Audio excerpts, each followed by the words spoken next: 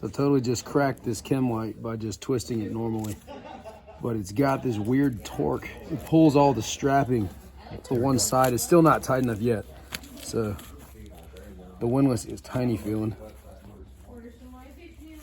Kind of hard to get leverage. Well, and now I'm just now getting enough restriction here. Sure. Hey, brother. But look at that. I mean, I can't actually get this windlass into the buckle now. It's not possible because I've bent it. The whole system. And this entire system requires this thing to stay flat. And when you start twisting it, regardless of what direction you twist, it's going to go to the corner. And look, now this is actually out of place. Right. The metal bracket is actually above this, whereas it should have been below. Right. And that's how it should be. But I'm back to the thickest part. So close, you can't get him. Yeah. So I don't know what the heck I'm doing with it now. I guess I've got to come up maybe. I don't think I can actually get it to theoretically, you, per this tourniquet, I think you twisted the wrong direction. Yeah, screw that.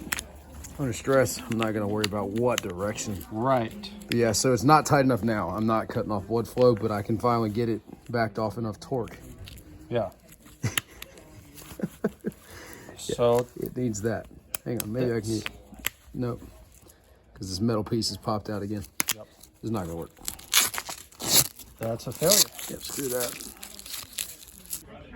Got an ETQ tourniquet, and I do not like it. It gets twisted up real easy, like really bad. It becomes like a string. Oh, stand by. And after one leg application, I torqued it so bad that I bent this little frame, like this backer. And this looks like it's a string now. It's not gonna torque right. It's all bent up in there. And I actually got this metal bracket bent entirely, and it's out. It should have been down here. I could not get this to secure with enough tension on my leg. So if I can't do it under a calm setting, there's no way I'll do it when it's stressful. And if I can't practice with this without it destroying itself once, this was one time on my leg, it's not gonna work. Just to reiterate, in case you don't stay, I don't like it at all. You have to twist one direction primarily, which actually goes against all of our training that we do, because we teach people to pull towards their body.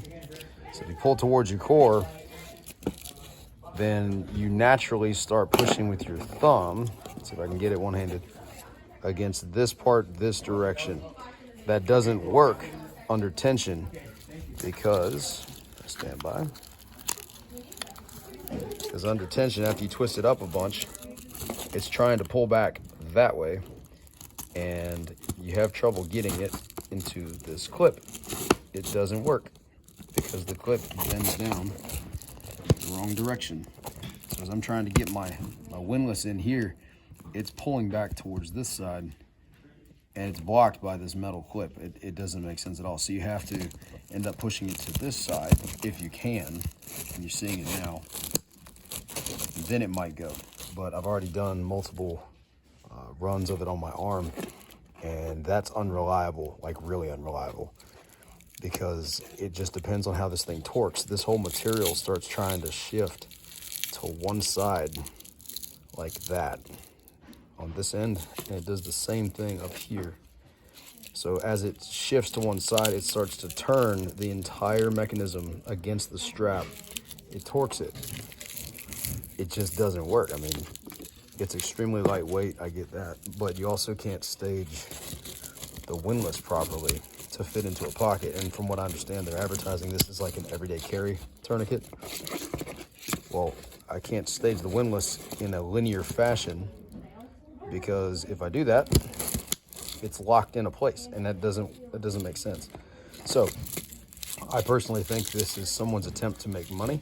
I do not think they put it through any serious training. I don't think they put it through any serious trials. And I think that this has a likelihood to actually get people killed. So don't buy this. All right, see you later.